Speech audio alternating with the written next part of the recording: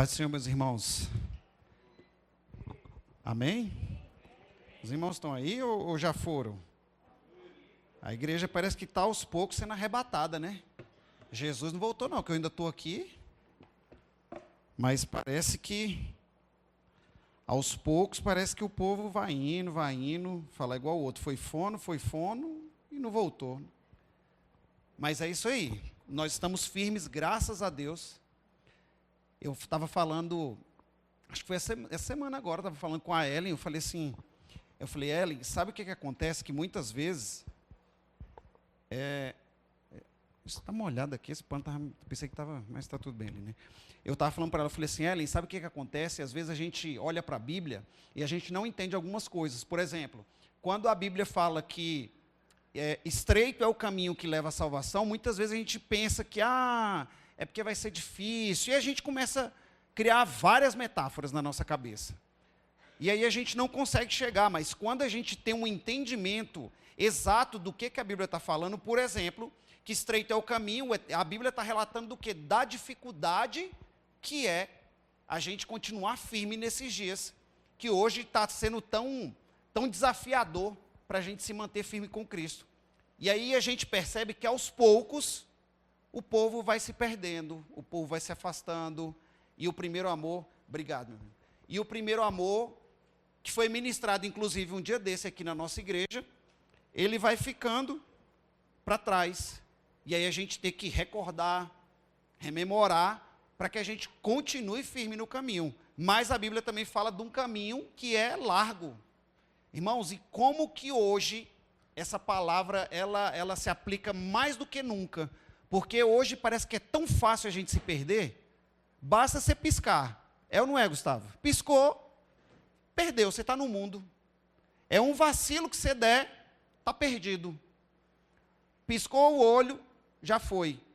Eu estava vendo, acho que foi até hoje, e é tão simples, é tão rápido que o jeito que o inimigo trabalha, só que ele é tão meticuloso nas coisas. Por exemplo, tinha um casal que estava fazendo um chá revelação, e aí eu não sei quantos viram esse vídeo, e aí uma mulher chega para entregar o presente, e aí a mulher chega com a roupa, né, mais vulgar, e aí o cara vai dar uma olhadinha assim, e a mulher, que é a esposa dele, percebe, acaba o chá revelação na mesma hora. E aí briga, e começa aquela confusão, aquela coisa toda. Por que eu estou falando isso? Porque às vezes é tão simples a gente se perder. É um olhar, é uma palavra, é um desânimo que a gente fala assim, hoje eu não vou não. E aí a gente acaba acostumando com a história de não vou, amanhã nós não vamos de novo. Agora, é engraçado que a gente precisa estar atento para isso, irmãos, hoje. E eu falei isso, acho que foi até com o pastor. Eu falei, é engraçado que eu ainda não vi, tá? Eu ainda não vi. Pode ser que já tenha acontecido. Mas eu ainda não vi nenhuma pessoa que é empregado chegar para o patrão e falar assim, hoje eu estou cansado, não vou não. Eu ainda não vi. Se tiver acontecido, é por ignorância minha, que eu ainda não conheço. Mas, para Deus, nós temos essas desculpas. De hoje eu estou cansado, estou com a cabeça doendo. Hoje o meu dia foi terrível. E a gente vai dando várias desculpas para Deus. Só que aí a gente, quando se depara com o tema de hoje, que é ainda esse ano eu vou viver radicalmente para Deus, aí você olha e você fala, não dá, não combina. Não combina a desculpa com viver radicalmente para Deus, são coisas opostas. Um está para lá, o outro está para cá. Não dá.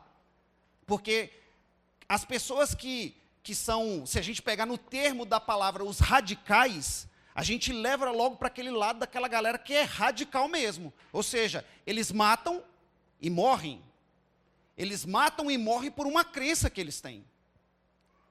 E aí a gente vê aquela galera com bomba no corpo, sequestra avião, joga avião num canto, mata todo mundo, e os caras são radicais. Só que se a gente trouxer para a aplicação de hoje, nós deveríamos ser radicais, não a esse ponto de matar ou morrer, mas radicais na forma como lidar com a crença, ou naquele Deus que eles dizem crer. E eles acreditam tanto no Deus que eles servem, que eles matam, eles falam assim, olha, eu vou tirar minha vida, vou matar um monte, e eu tenho plena certeza para onde que eu vou. E é uma galera que a gente sabe que não sabe de nada. Só que aqueles que sabem, ou aqueles pelo menos que deveriam saber, que somos nós, inclusive chamados de cristãos que acreditam em Deus, não temos nada de radical. Porque Jesus ele fala assim, olha, aquele que perder a sua própria vida, vai achar. Aí a gente fala, não, para mim não, senhor, essa conversa o senhor vai conversar com outra pessoa. Mas nós queremos ser radicais. E aí quando a gente pega um cara que crê em Maomé, e ele tira a própria vida, e a vida inclusive de um monte de outras pessoas, ele é um radical. Só que quando a gente compara um radical desse com um radical cristão, dá vergonha. Dá ou não dá? Porque de radicais, nós não temos nada. E a gente fala muitas vezes que nós queremos viver radicalmente para Deus. Só que, eu vou ser sincero para vocês, essa palavra de hoje, eu, com toda a verdade no meu coração, eu queria passar para outra pessoa. Porque, quando eu comecei a estudar, eu fui ficando constrangido comigo. Não estou falando de vocês, não, estou falando de mim, tá? Estou falando de mim. Eu fui ficando constrangido, porque eu falei, Deus, é ruim você estar aqui nesse lugar de levar uma palavra, e às vezes ser uma palavra que você ainda não consegue viver. E quando eu me deparei com isso, eu falei, meu Deus do céu, que palavra confrontadora. E aí você começa a estudar, e você vai falando, Deus, eu estou querendo dizer que eu vou viver radicalmente para o Senhor, mas as minhas ações não mostram nada disso. E sem chamar a atenção de ninguém. Se a gente passar o olho nas cadeiras, a gente vai ver que não é só o Ramon que está nessa situação. E aí a gente vai hoje estudar um tema que é, ainda esse ano, eu quero viver radicalmente para Deus. Só que na hora que a gente começar a estudar, vocês vão ver o tamanho do desafio que é. Que é aí que vai dando mais vergonha. Hoje eu estava assim, envergonhado de estudar isso.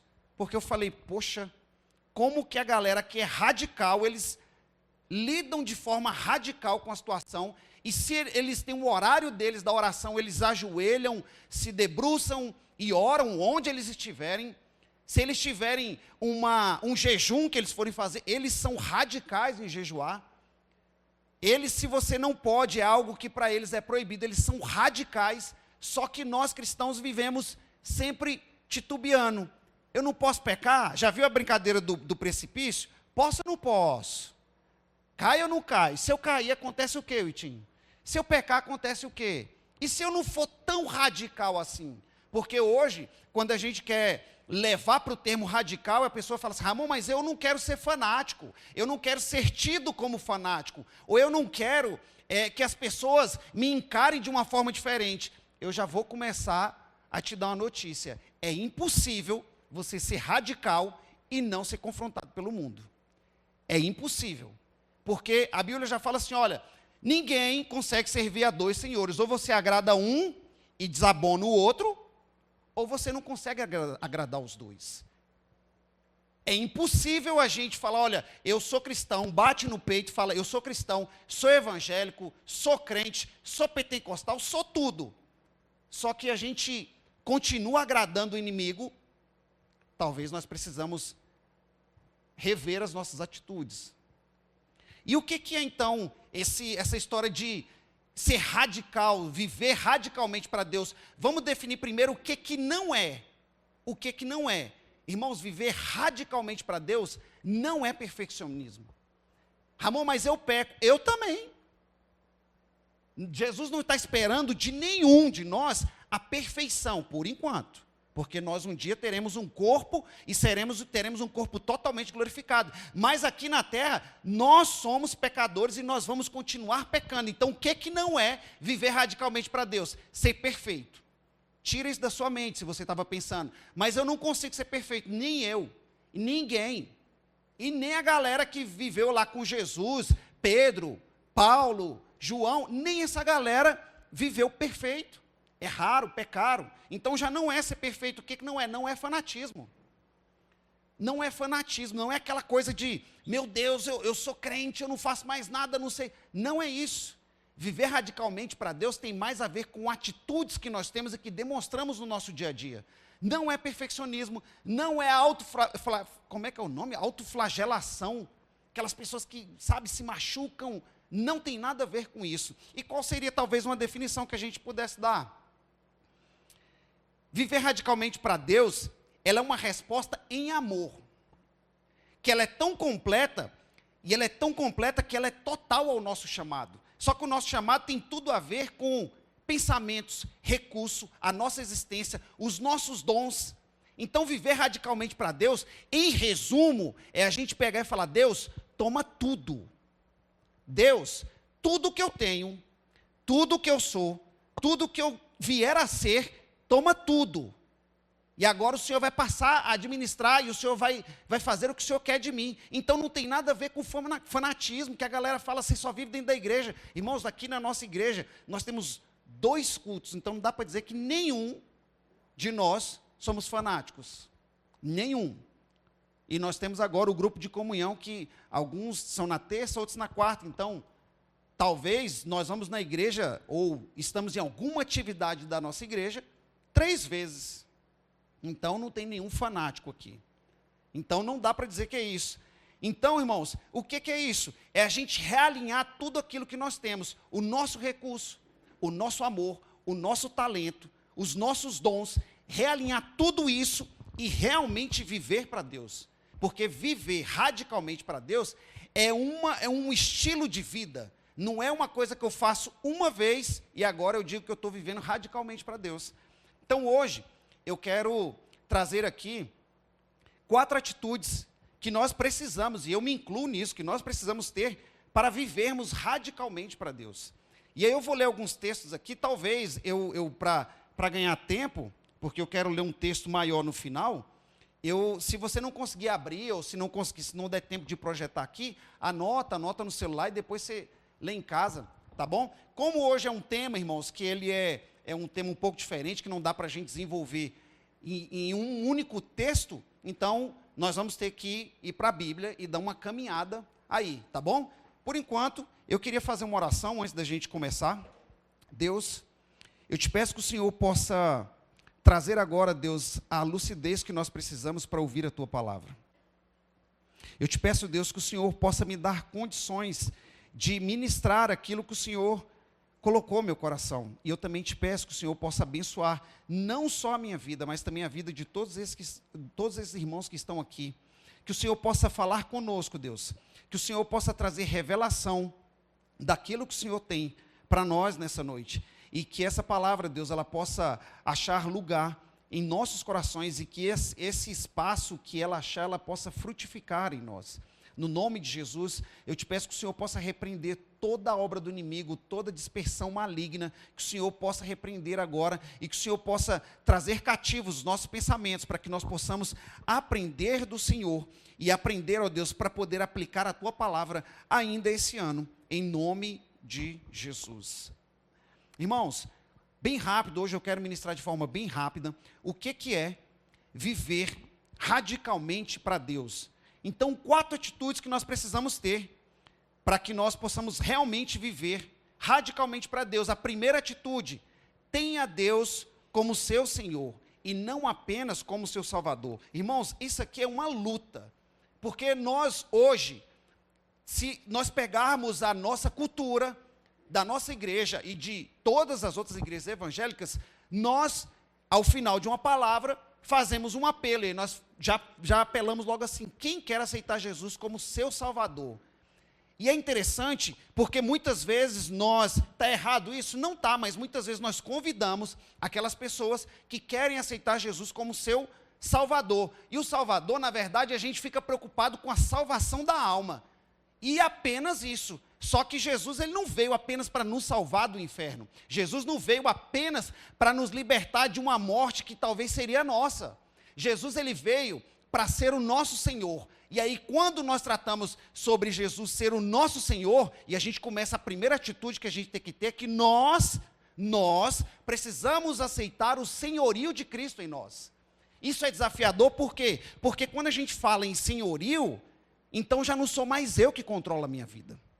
Quando eu falo em Salvador, existe um que vai salvar o mundo. Só que quando eu falo em Senhor, nós estamos falando, olha, Deus, o Senhor é o Senhor da minha vida. Então, quem manda na minha vida já não é mais eu. Então, não sou eu mais que determino as atitudes que eu vou ter, porque se eu tenho um Senhor, Ele vai determinar aquilo que eu vou fazer. Só que aí, quando a gente começa a ingressar com essa palavra nessa perspectiva de senhorio, já vira um desafio. Por quê? Porque nós queremos ser o Senhor das nossas próprias vidas. Nós queremos fazer aquilo que nós queremos. Você acorda e você fala, hoje eu quero tomar um café, isso tudo, e a gente tem esse controle. Só que na hora que Deus fala assim, olha, não faça isso, porque o Espírito Santo o dia inteiro fala com a gente. Não faça isso que é pecado. Aí você fala, eu sou o Senhor da minha vida e eu vou fazer. E aí começa o desafio. E aí quando a gente fala que eu quero viver radicalmente para Deus, se eu quero viver radicalmente para Deus, eu tenho que aceitar o senhorio de Cristo sobre a minha vida. Então já não é mais tudo aquilo que eu fazia que eu posso fazer. Já não é mais as minhas vontades que prevalecem. Já tem uma vontade que prevalece sobre a minha. Só que quando a gente trata sobre o senhorio de Cristo, irmãos, começa a ser desafiador. Porque nós ainda queremos ser os nossos próprios senhores. Olha esse texto de Romanos 14, versos 7 e 8. Porque nenhum de nós vive para si, e nenhum morre para si. Porque se vivemos, para o Senhor vivemos. Se morremos, para o Senhor morremos. De sorte que, ou vivamos, ou morramos, somos do Senhor. Então Paulo, quando ele está escrevendo, ele está falando assim, tudo que você for fazer, viver, você vai viver para Cristo. Morrer, você vai morrer para Cristo. Tudo que você for fazer, tem que ser para Cristo. E aí você começa a entrar num parafuso, que você fala assim, se eu vou... Tem um outro texto na Bíblia que fala assim, olha, tudo que fizermos, que seja comer, ou falar, ou andar, qualquer coisa que seja para Cristo. Aí você começa a entrar em parafuso, irmãos. Por quê? Porque você fala, como que eu vou fazer isso? Nós só conseguimos fazer isso se Deus realmente for o Senhor das nossas vidas. Sabe por quê? Porque a nossa carne é tendenciosa para pecar. A nossa carne, ela já tem essa tendência, parece que é um polo positivo e negativo entre a nossa carne e o pecado. Então parece que o tempo todo o pecado está nos chamando. E aí a gente muitas vezes cede, sabe quando você cede que o Espírito Santo fala assim, errou. E aí você já sente aquilo no teu coração, você fala, meu Deus do céu, eu errei. Você sente porque você tem um Senhor. Porque no dia que você administrar a tua vida e for o teu próprio Senhor, e o Espírito Santo já não habitar mais em você, acabou. Você vai ser afundado no pecado. Então, quando Paulo escreve assim, olha, se nós vamos viver para Cristo. Se nós vamos morrer, nós também vamos morrer para Cristo. Ou seja, tudo que fizermos, irmãos, tem que ser para Cristo. Tudo. Se nós vamos trabalhar com Cristo. Se nós vamos dirigir para Cristo. Porque tem hora que parece que no trânsito a gente esquece que a gente dirige como sendo para Cristo. Tem hora que no trabalho aparece um esquema legal que você vai ganhar um dinheiro por fora. Aí a gente fala, já não é para Cristo, agora sou eu. Quando aparece aquele pecado, e aí você já começa nem mais querer lutar, você fala, eu sou o Senhor. Só que quando a gente fala assim, olha, ainda esse ano eu vou viver radicalmente, irmãos, nós só conseguimos viver radicalmente para Deus se nós fizermos tudo para Deus. E sabe uma coisa que eu vou te falar? A coisa mais desafiadora que você precisa fazer hoje, e eu também, é sair do trono de Deus. O trono da nossa vida, que a gente se assentou para conduzir a nossa vida, a coisa mais radical que nós precisamos fazer hoje é sair desse lugar do trono. Nós não temos capacidade para sentar no trono. Nós não temos habilidade para sentar no trono. Existe só um que é capaz de coordenar, guiar e nos manter vivos, e nos manter acesos, com a chama acesa, até o dia que Ele nos levar. Só tem um, e esse um é o próprio Jesus. Então, se hoje você está sentado no trono, é você que manda, é você que comanda, é você que dita as normas, é você que faz, é você que desfaz, é você que ordena, é você que desordena, você está sentado no trono. Só que esse trono, ele é de Deus. A tua vida pertence a Deus. Se a nossa vida pertence a Deus, esse trono só pode ter um. sentado nele, que é o próprio Deus. Então, quando a gente tenta viver radicalmente para Deus, que a gente se assenta no trono, em que a gente quer mandar, quer desmandar, a gente não está vivendo radicalmente para Deus. Quer ver um exemplo? Pensa aí, rapidamente. Quem é que toma as decisões mais difíceis na tua vida? É você? É as tuas emoções? Ou é Cristo operando em você e Deus falando, olha, não faz isso, não toma essa decisão? Quem é? Só você, pensa. Fala, Ramon, quando os negócios estão difíceis, sou eu mesmo que faço, e depois eu entrego para Deus e falo, cuida, Senhor, me ajuda. Se der errado, Senhor, joga para Deus e fala, a responsabilidade é do Senhor. Irmãos, se nós vamos viver radicalmente para Deus, nós precisamos passar tudo pelo filtro da palavra. Nós precisamos estar em um lugar de submissão, não um lugar de ordenação. Quem ordena é Cristo. Quem faz é Cristo. Quem manda é Cristo. Quem desmanda é Ele. Quem fala que é pecado é Ele. Não somos nós. E muitas vezes nós queremos sentar nesse trono para poder tomar as nossas próprias decisões. E depois a gente bate no peito e fala, eu estou vivendo radicalmente para Deus. Eu tenho uma notícia para te dar. Se as tuas decisões não passam pelo filtro da palavra, se o Senhor da tua vida ainda continua sendo o teu próprio eu, você não está vivendo radicalmente para Deus, e nem eu. Paulo está falando assim, olha, se eu vou viver, se eu vou morrer, tudo que eu for fazer, eu vou fazer como para Cristo.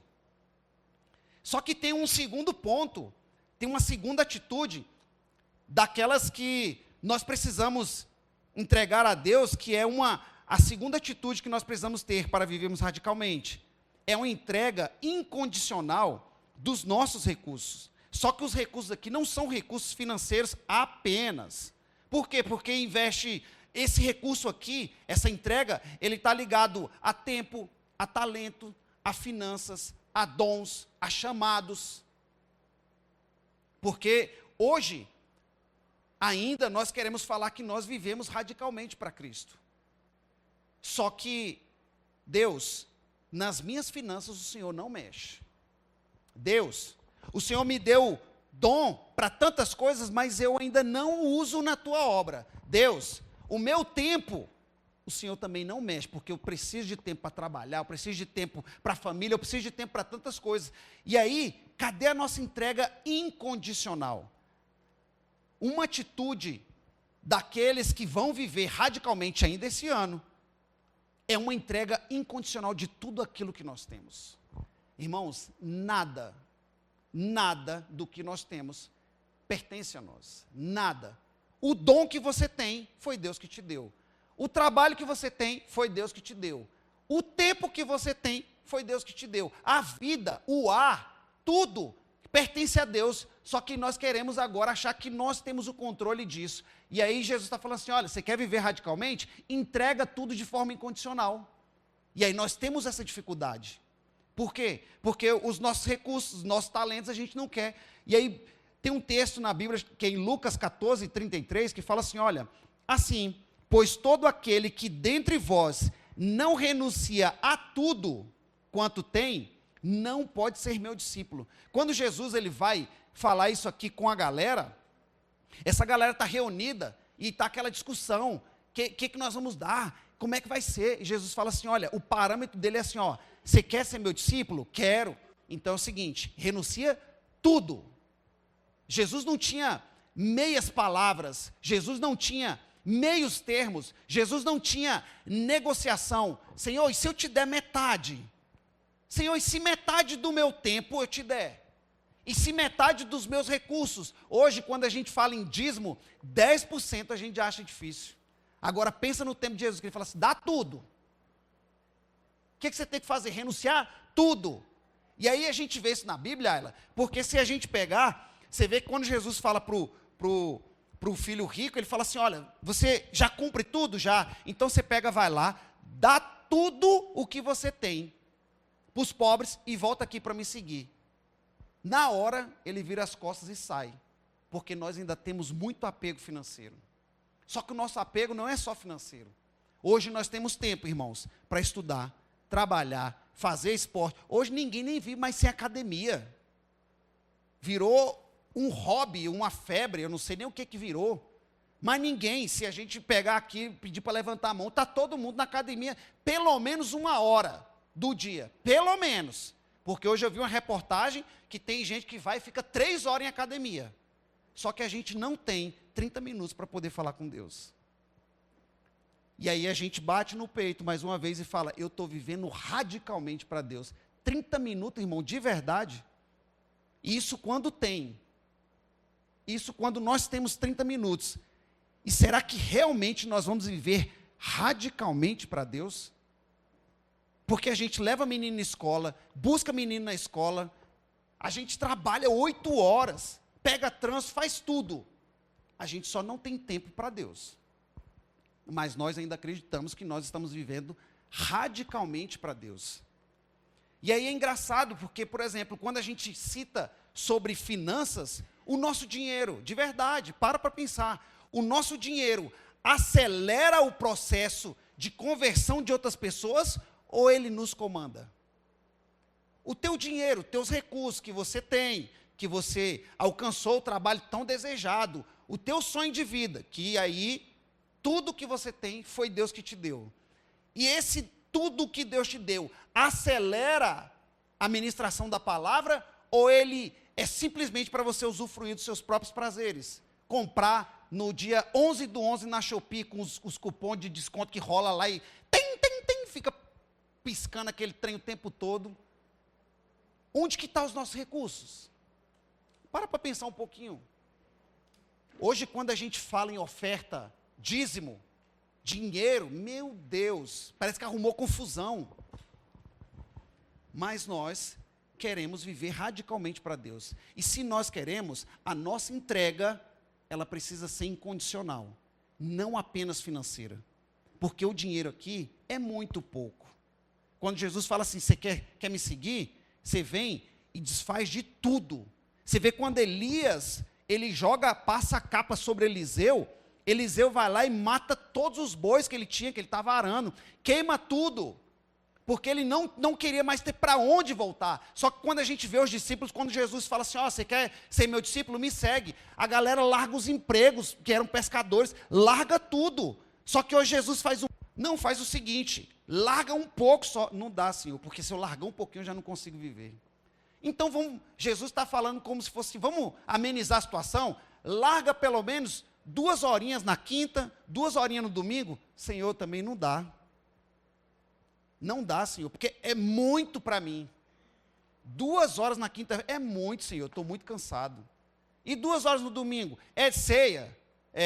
Aí dá para me largar, Jesus. Aí o meu amor pelo Senhor, numa quinta, nós não conseguimos entregar 2 horas no domingo, e a gente fala, Senhor, mas se eu entregar tudo, como é que eu vou viver? Irmãos, Deus tem muito mais para fazer através de nós, eu não estou falando de dinheiro. Eu não estou falando de dinheiro, porque se nós temos saúde, nós fazemos, eu lancei um desafio lá no grupo dos jovens, e aí é interessante que eu falei assim, nós vamos fazer 7 dias de gratidão. E aí quando a gente para pensar, a gente tem dificuldade de agradecer pelas coisas que nós já temos. Só que uns jovens postavam assim, eu agradeço porque eu tenho um trabalho, eu posso ver o pôr do sol. Outros agradeceram pela família, outros pelos cachorros que tem, pelos animais. Outros agradeceram por tantas coisas. Só que a gente começa a olhar, a gente fala assim, e se Deus não tivesse dado nada disso? Nós não teríamos nada, nem motivo para agradecer. Só que Deus é tão misericordioso, Ele vai lá e dá tudo. E aí Ele fala assim, me dá uma parte só. Me dá uma parte do seu tempo. Jesus não está pedindo para ninguém abandonar seu emprego. Jesus não está pedindo ninguém para sair da sua casa, viver na rua pregando. Jesus está pedindo isso, não. Ele está falando assim, me dá uma parte. E aí quando a gente vem e a gente quer ser radical, o louvor está tocando e a gente está pensando em boleto que vai pagar, igual o Tiago falou, que os boletos não são generosos. Mas espera aí, e o nosso Deus, Ele não tem poder para cuidar de boleto? Jesus não tem poder para cuidar dos filhos? Se nós que somos pais e somos homens, somos tão errados, nós não deixamos faltar nada. E nós acreditamos que Deus vai faltar com a gente. E aí quando a gente vai ver essa atitude de uma entrega incondicional, a gente vê que o nosso chamado está ficando para depois. A gente vai ver que o nosso tempo está ficando para depois. Tudo relacionado a Jesus a gente pode deixar para depois. O que nós não podemos são as nossas prioridades terrenas. Só que eu quero te alertar para uma coisa. Tudo que nós priorizamos aqui, aqui vai ficar. Nada disso aqui a gente leva. Só que o que nós deveríamos dar preferência, que é cuidar da nossa alma, que é essa sim, é o que Jesus vai levar, nós não temos tempo. E nós queremos ainda esse ano viver radicalmente para Deus, mas o que nós vamos fazer? E eu fui estudando sobre isso, eu falei, Deus, o que eu vou fazer? Porque como é que vai ser depois que eu ouvir essa palavra? Que não dá mais para desouvir, né? Não tem mais como falar, vou desouvir essa palavra. Não tem, você escuta, e Deus quer falar através disso, você escutou, já era. Cria um compromisso. Só que tem uma terceira atitude de quem quer viver radicalmente para Deus. Essas pessoas, elas são obedientes e elas não são coniventes. Por que eu coloquei isso? Porque é o seguinte, já viu que às vezes a gente quer obedecer, mas só obedece se for fácil? Jesus, eu até obedeço, se for algo que eu dou conta, eu faço. Se for algo que for simples, eu obedeço. Só que Jesus não está chamando ninguém para ser conivente. Jesus está chamando aquelas pessoas que querem viver radicalmente, são pessoas que obedecem. Olha o que diz em Marcos 10, 38. E quem não tomar a sua cruz, e quem não toma a sua cruz e não segue após mim, não é digno de mim. Mateus 10, 38. E quem não toma a sua cruz e não segue após mim, não é digno de mim. E aí, eu estou disposto realmente a viver de uma forma radical? Porque pode ser que eu chegue na minha família, e acontece, e não é poucas vezes, e às vezes eu falo assim, olha gente, vamos agilizar porque eu preciso ir para a igreja. E as pessoas, mas de novo, nem um dia você não consegue ficar, mas todo domingo você vai para o culto? Todo domingo. Eu vou todo domingo, e se tivesse outro dia eu ia também. Só que Jesus está falando assim, você vai obedecer ou você vai ser conivente? É fácil, irmãos, quando a gente está em um ambiente que não está propício aos cristãos, a gente se amoldar aquilo. Só que Jesus está falando assim, olha, se você não tomar a sua cruz, e talvez a sua cruz seja totalmente diferente do que a minha, talvez a sua cruz seja você chegar, talvez se você já bebeu no passado, você chega em algum ambiente que tem bebida, você se treme inteiro. Para aqueles que eram envolvidos com mulherada no tempo, quando chega lá naquele ambiente, está cheio de mulher, o cara se treme inteiro. Talvez a sua cruz seja diferente da minha. Só que o fato é que, se todos nós não tomarmos a nossa cruz e seguirmos, nós não seremos dignos dele. E nós precisamos obedecer a Cristo, irmãos. Aqueles que vão viver radicalmente para Deus, ainda esse ano, eles têm atitudes de obediência. Jesus fala, tome a cruz, ele toma a cruz e vai. Jesus fala, foge do pecado, ele foge do pecado e vai. Jesus fala assim, olha, não andem como o mundo anda. Ele para de andar como o mundo, para de imitar as atitudes do mundo. Ele obedece a Cristo em tudo. Só que existem aqueles que querem dizer que vão viver radicalmente para Deus, mas eles só vão obedecer aquilo que for fácil dele fazer. Talvez você olhe e fale assim, olha, para mim, estou falando para mim, tá? Se eu chego num ambiente onde tem bebida, e vários ambientes eu já participei dessa forma, para mim não influencia em nada, em nada. Em nada. A pessoa pode beber na minha frente, eu nunca bebi, eu não sei nem qual o gosto daquilo. Então, para mim, não tem diferença nenhuma. É fácil para mim. Isso é um sacrifício? Não. Jesus, eu estou sacrificando. Eu estou obedecendo o Senhor. Não estou envolvido com bebida. Que sacrifício é esse? Que para mim eu nunca bebi, não tenho nada a ver com isso. Então é conivente. E eu falo, eu estou obedecendo a Cristo. Agora, existem outras coisas, irmãos, que para mim talvez seja tão difícil, que para você fala, isso aí eu tiraria de letra. É por isso que Jesus fala assim, olha, quer me seguir? Tome a sua cruz. Ele não fala para você tomar a cruz do próximo. A cruz de cada um é diferente. As lutas de cada um é diferente. Agora, tem aqueles que pegam a cruz, larga no meio do caminho e estão dizendo que estão seguindo a Cristo. Só que deixa eu te falar uma coisa, essa não é atitude de radical.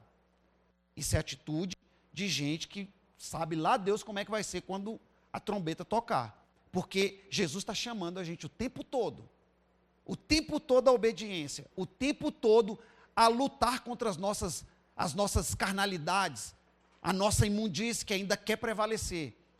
Só que se nós não tomarmos essa atitude de nos posicionarmos, irmãos, nós nunca seremos esse radical por Cristo. Nunca. Existe uma quarta atitude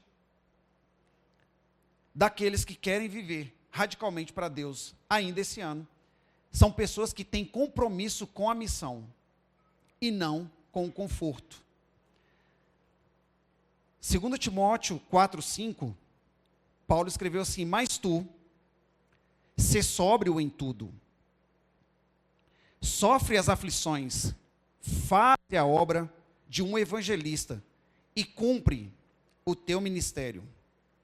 Quando Paulo ele escreve a Timóteo, e aí eu quero pegar essa parte final, faz a obra de um evangelista e cumpre o teu ministério, Paulo ele estava falando assim: Timóteo, você foi chamado para cumprir algo, vai lá e cumpre, porque você tem uma missão. Vai lá e faz, porque você tem um chamado. E eu te pergunto hoje, irmãos, para que Deus te chamou? Todos nós, sem exceção de ninguém, foi chamado por Deus para algo. Para que Deus te chamou? Responda para você mesmo. Para que Deus te chamou? Deus ele entregou na tua mão um ministério. Deus ele espera de você que você complete a obra. Para que Deus te chamou? Para que você foi escolhido? Para que você foi salvo? Porque muitas vezes a nossa tendência é achar que o ministério é pastoral. O pastor vai lá e faz. Irmãos, Deus chamou todos nós com um propósito. E Deus tem uma missão na vida de cada um. Não escapa ninguém, porque não tem como ninguém chegar depois lá no dia e falar: Deus, eu não sabia que eu tinha um propósito, que eu tinha uma missão. Tem, eu já estou te alertando. Você tem um propósito, uma missão. Qual é a tua missão? Você já conhece? Porque se você quer viver radicalmente para Deus, você vai ter que ter compromisso com essa missão. Se você vai viver radicalmente para Deus ainda esse ano de 2025, você vai ter que ter compromisso com a tua missão e não com o conforto. Hoje, nós estamos procurando aquilo que é agradável, aquilo que é confortável, aquilo que é tranquilo. Só que deixa eu te falar uma coisa, irmãos, ninguém cresce no conforto. Ninguém. O chamado que Deus tem para nós não vai ser no conforto que nós vamos achar. O chamado que Deus tem para a nossa vida não vai estar no spa. Porque aí, de verdade, você não vai viver radicalmente. Às vezes o chamado que Deus tem vai ser para você estar na rua. Talvez o chamado que você tem vai ser para você estar no meio daquela galera que vive uma vida pecaminosa. E você vai ter que ser luz lá dentro. Talvez o chamado que você tem é você amar. Existem pessoas que têm o dom de amar, tem gente que tem o dom de abraçar o outro e a pessoa ser curada. Qual é o teu chamado? Qual é a tua missão? Qual é o teu propósito? Cumpre, irmão, sem conforto. Nós vamos viver muito pouco aqui nessa terra. A Bíblia fala que os anos de uma pessoa chega ali a 80, eu falo que eu já vivi a metade. A outra metade agora é meio piorzinha. Tem que cuidar. Ela já mais da metade. Então, assim, se a gente vai viver tão pouco, por que a gente não entrega tudo? Minha avó sempre fala assim: eu vou ter tempo para viver deitado dentro de um caixão por muito tempo. Então eu vou fazer a obra agora. Minha avó está com uns 80 anos, eu acho. Só que às vezes a gente para, irmãos, e a gente quer viver no conforto, é agradável. Só que essa atitude de um radical, de verdade, se a gente pegar e fizer um paralelo com essa galera que é radical, esses caras vivem em treinamento, campo de treinamento, campo de batalha, eles se preparam por longos e longos anos para um dia, para um momento, para um único ataque. Porque ele vai tirar a própria vida, e ele vai atacar uma vez e nunca mais. Mas ele tem um preparo incrível para um único momento. E nós estamos aqui que a gente quer viver no conforto. Lê a Bíblia. Mas eu estou cansado. Irmão, vem para a oração. Não dá. Misael marcou vigília. Jesus, Misael, de 10 até meia-noite é muito cansativo, Misael. Qual é esse conforto, irmãos, que nós temos e nós queremos dizer que nós vivemos radicalmente para Deus? Aonde que está esse radical? Aonde que está? Porque nós temos uma missão, e de fato todos nós temos, só que nós não cumprimos muitas vezes com a missão que Deus já nos deu. E se Deus deu uma missão, Ele deu capacidade também. E eu encerro, irmãos, só te lembrando, se você quer viver radicalmente para Deus, então você tem que deixar Deus ser o seu Senhor. Você precisa entregar tudo a Deus de forma incondicional. Você precisa obedecer em tudo a Deus. E você precisa ter compromisso com a missão que Deus confiou a você. E eu encerro com a leitura de um texto, e esse texto vai ser um pouco longo.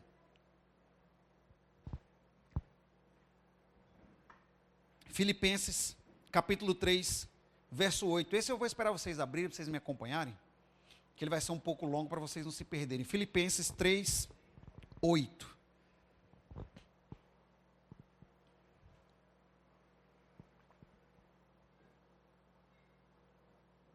Filipenses 3,8. Abre aí para a gente acompanhar juntos.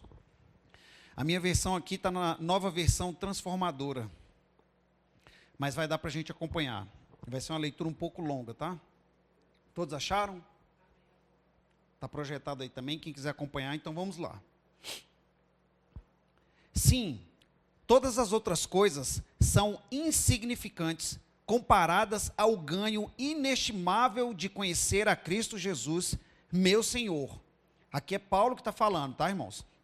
Por causa dele, deixei de lado todas as coisas e as considero menos que lixo, a fim de poder ganhar a Cristo e nele ser encontrado. Não conto mais com a minha própria justiça, que vem da obediência à lei, mas sim com a justiça que vem pela fé em Cristo. Pois é com base na fé que Deus nos declara justos. Quero conhecer a Cristo e experimentar o grande poder que o ressuscitou. Quero sofrer com ele, participando de sua morte, para que de alguma forma alcançar a ressurreição dos mortos. Não estou dizendo com isso que já obtive tudo isso, que já alcancei a perfeição, mas eu prossigo a fim de conquistar essa perfeição para a qual Cristo Jesus me conquistou. Não, irmãos, eu não alcancei, mas eu concentro todos os meus esforços nisto, esquecendo-me do passado e olhando para o que está adiante. Prossigo para o final da corrida, a fim de receber o prêmio celestial, para o qual Deus nos chama em Cristo Jesus. Todos nós que alcançamos a maturidade, devemos concordar quanto a essas coisas. Se discordam em algum ponto, confio que Deus os esclarecerá para vocês. Contudo, devemos prosseguir de maneira coerente com o que já alcançamos. Irmãos, sejam meus imitadores e aprendam com aqueles que seguem o nosso exemplo. Pois, como lhe disse muitas vezes, e o digo novamente com lágrimas nos olhos, há muitos cuja conduta mostra que são, na verdade, inimigos da cruz. Então, estão rumando para a destruição. O Deus deles é o seu próprio apetite. Vangloriam-se de suas coisas vergonhosas e pensam apenas na vida terrena. Nossa cidadania, no entanto, vem do céu, e de lá aguardamos ansiosamente a volta do Salvador, o Senhor Jesus Cristo. Ele tomará o nosso frágil corpo mortal e o transformará num corpo glorioso como o dele, usando o mesmo poder com o qual submeterá todas as coisas a seu domínio.